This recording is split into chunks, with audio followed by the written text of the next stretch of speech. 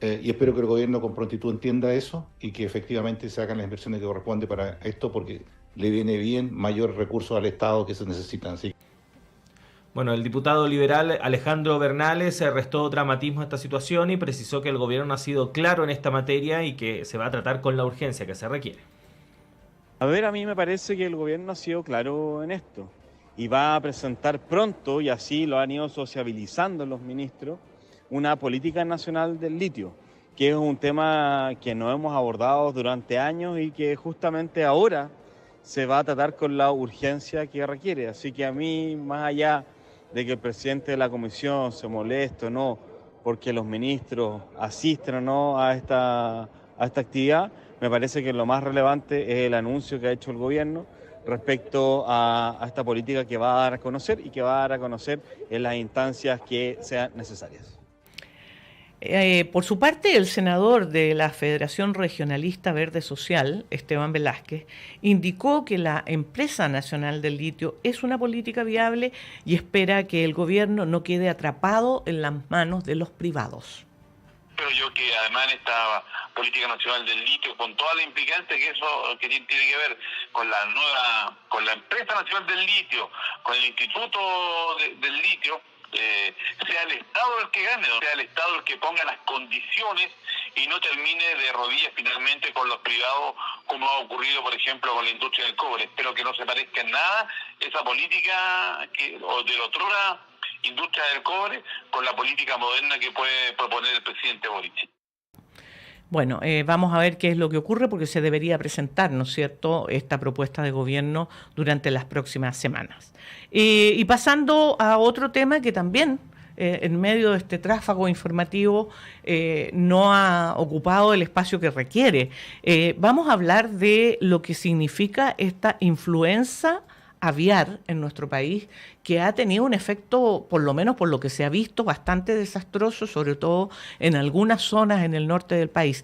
Para entender un poco qué está pasando con esta influenza aviar, vamos a conversar con la subsecretaria de Agricultura, Ignacia Fernández. Muy buenos días, subsecretaria. Muchas gracias por conversar con nosotros esta mañana. Muy buenos días, Juanita, Claudio. Muchas gracias a ustedes. Subsecretaria, ¿qué es lo que está pasando de verdad en relación a la influenza aviar, tanto en términos de contaminación de animales como de la posibilidad, ¿no es cierto?, de que se transmita a los humanos? Sabemos de un caso. ¿Esto es excepcional o podría ampliarse próximamente? A ver, las situaciones, bueno, como se ha ido informando, desde diciembre del año pasado hasta la fecha, se han ido encontrando, ¿cierto?, distintos focos de primero aves y posteriormente también lobos marinos y algunos otros animales marinos contaminados con el virus en distintos puntos del país. El único caso que hemos detectado de infección en humanos, de contagio en humanos, tuvo lugar la semana pasada y no existe, esto es muy importante señalar, ninguna evidencia ni en Chile ni en ninguna otra parte del mundo donde esta gripe se encuentra relativamente extendida, que no es solo en América Latina, es también en otras partes, de contagio entre humanos. O sea, la persona que está contagiada, se está investigando todavía si la fuente de contagio fue un ave o un animal marino, pero es 100% seguro que fue de parte de un animal y el contacto por secreciones o por las heces de animales enfermos o muertos, digamos. Esa es la situación que explica el contagio en una persona humana. Subsecretaria, muy buenos días. Bueno, usted señalaba que esto efectivamente no es algo exclusivo de nuestro país, es una situación que está enfrentando gran parte de América Latina y también en el mundo. Pero los expertos han sostenido que en el caso de Sudamérica es bastante inusual que finalmente haya penetrado de esta forma este virus. ¿Qué fue lo que ocurrió en la región que finalmente se posibilitó el ingreso de esta influencia aviar y de la forma también en lo que lo ha hecho? Mira, bueno, esas son cosas que se van estudiando, que ciertamente todavía no tenemos. En el fondo, el trabajo fundamental hoy día más bien es de contención, de vigilancia de los puntos de contagio. Sí sabemos que el tema, las aves son ciertas aves migratorias, entonces se mueven de un lugar a otro, por mucho que uno y que los organismos técnicos logren mantener una adecuada supervisión y vigilancia sobre las aves y los animales que están en un momento en el país. El problema de la migración explica, ¿cierto?, que el virus pueda moverse de un lugar al otro, y esa es la razón por la cual es tan importante el trabajo que hoy día se está realizando en términos de, en el fondo, aislar los cadáveres de los animales contaminados, enterrándolos en fosas profundas o aplicándoles cal y tierra en el caso de los lobos marinos en el muy corto plazo, para evitar, en el fondo, sobre todo que las aves, que son las que pueden llevar la enfermedad de un lugar al otro, se contagian y se muevan reproduciendo el virus, ciertamente sin reconocer fronteras nacionales ni regionales. Subsecretaria, usted acaba de decir algo que claro, todos entendemos, ¿no es cierto? Las aves son migratorias y por lo tanto no hay posibilidad de impedir eso. ¿Qué tipo de medidas se pueden tomar entonces para poder de alguna manera controlar? Y cuando pensamos en lobos marinos, ¿cómo es la forma de contagio que tienen directamente con las aves? A ver, aquí lo más importante para efectos de los tipos de medidas, y yo creo que esto es bien importante transmitirlo para dar una señal de tranquilidad a la población, pensando sobre todo, ahora viene Semana Santa, muchas personas van a estar cerca de la costa o de posibles lugares, en el fondo con contacto con animales, es que los servicios especializados, el SAG, para el caso de aves y, pollos, gallinas, que también son aves, ¿cierto? Pero tienen en el fondo otro tipo de... Son domésticas, claro. Exacto. Y Cernapesca, para el caso de los animales marinos, tienen un trabajo diario de vigilancia, supervisión y testeo, además, de animales eventualmente contagiados, para proceder a aislar cualquier foco de contagio en el muy, muy corto plazo. Y yo creo que en eso había un trabajo bien exitoso que vale la pena rescatar. El SAG, en menos de 24 horas, cuando se detecta un contagio, aísla el conjunto de la población infectada y procede, en el caso, por ejemplo, de planteles industriales o de corrales domésticos, al sacrificio de los animales contagiados, a la limpieza del lugar, enterrarlo en fosas. Entonces, en el fondo, aislar rápidamente los brotes de contagio. Que eso es un trabajo fundamental y es el que corresponde ciertamente a los organismos técnicos. A las personas, el llamado que les hacemos es, si es que ven un caso de sospecha, primero no acercarse, ¿cierto? Hay una, con el caso de los lobos marinos, por ejemplo, la gente tiene una costumbre como extendida de acercarse, eventualmente de tocarlos, eso es algo que hay que evitar hacer. Y obviamente... en el fondo, si es que tienen la obligación de hacerlo porque trabaja con este tipo de animales, etcétera, ocupar todos los elementos de protección personal que corresponden.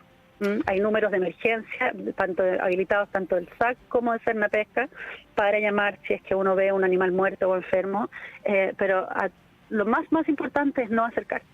Sí, entonces esas serían las recomendaciones principales: no acercarse ante un caso sospechoso y llamar al SAC, básicamente.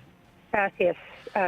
Subsecretaria, y respecto de los protocolos de la industria, estoy pensando, por ejemplo, industria avícola. ¿Cómo ha funcionado eso? ¿Se trabaja en conjunto con el gobierno? ¿Se van optimizando? ¿Cómo ha funcionado esa situación? A ver, se trabaja en conjunto con el gobierno, efectivamente. En cuanto se encontró el primer caso en un plantel avícola, se procedió a la autosuspensión de las exportaciones. Autosuspensión porque en el fondo fue una decisión que el propio país tomó, ¿cierto? Y eso porque las indicaciones que da la Organización Mundial de Sanidad Animal, la OMSA, van en ese sentido.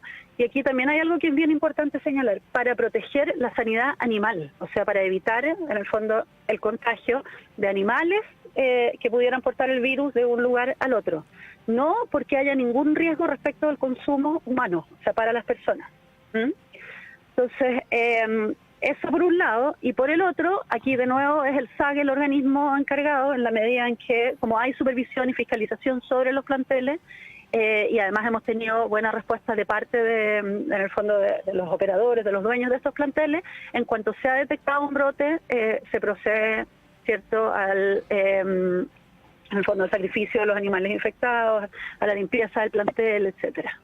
Sí, subsecretaria, en algún minuto se informó que efectivamente habían algunos de estas empresas avícolas con contagio, que se había efectivamente eliminado a todas las especies, y se habló de suspender la exportación de este tipo de carnes, ¿no es cierto? Y sin embargo, entiendo que en los últimos días esa prohibición de exportación se levantó y que hoy día se puede exportar sin ningún problema las carnes de aves. Las prohibiciones de exportación, conforme al protocolo de la OMSA, se hacen por zonas. Entonces, en el fondo, en la medida en que una zona muestra ser libre de contaminación por un periodo importante de tiempo, se puede volver a proceder a la exportación de esa zona en particular. Entonces, en el fondo no es todo el país, yo no tengo el detalle de qué regiones específicamente hoy día tienen posibilidades o no, pero no es que necesariamente todo el país opere el mismo protocolo, sino que en función de los lugares donde se detectan focos, se aíslan y en el fondo no hay nuevos contagios en el foco detectado.